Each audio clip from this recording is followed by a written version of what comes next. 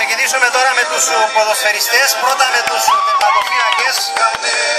Ο Ζόλτος Σέπο που υπεράσπισε τα νύχια της ομάδας στο πρωτάθλημα της δεύτερης κατηγορίας. Θα είναι και φέτος ο Φύλακας Άγγελος.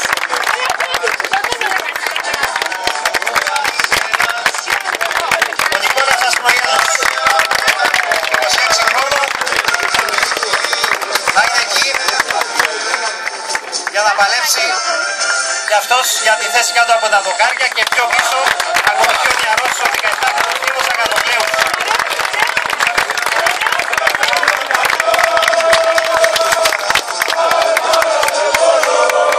Θα ξεκινήσουμε τώρα με τους αμυντικούς της ομάδας. Θα παρουσιάσουμε πρώτα τους κοπαλιούς και στο τέλος τα νέα αποκτήματα. Μοχάμετ Κολί.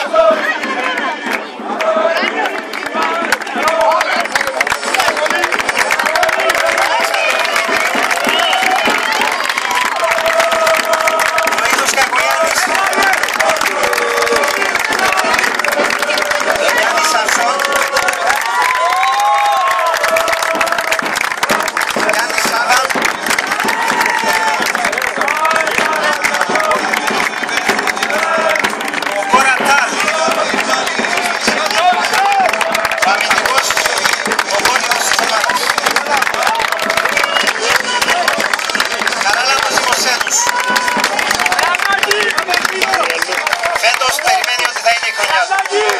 Ο αρχηγός, ο Άγγελος Ευθυμίου. Ο Αλέξης Γαργόζης είναι και φέτος μαζί μας. Το ίδιο και ο Λιάφος Λουγκάρ.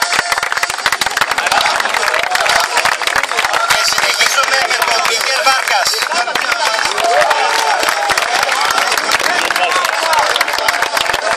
Ο Στέφανος Μοσκαρίδης.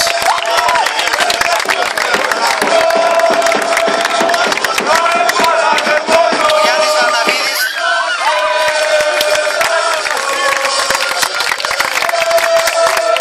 Ο νεαρός Σοφόκλης Γεωργίου.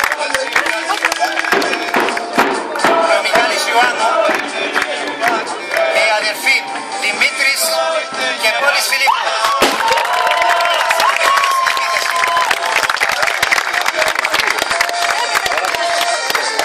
Τα νέα αποκτήματα της ομάδας.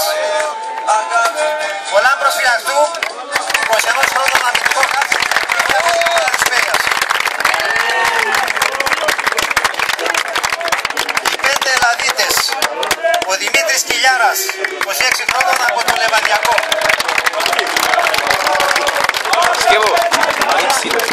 Δημήτρης Ιωάννου Μέσος, 35 χρόνων από το Λεβαδιακό.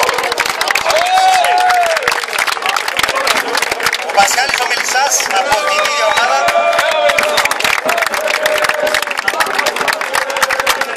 Ο Νύχταρης Ιωάννης, νεαρός 22 χρόνων.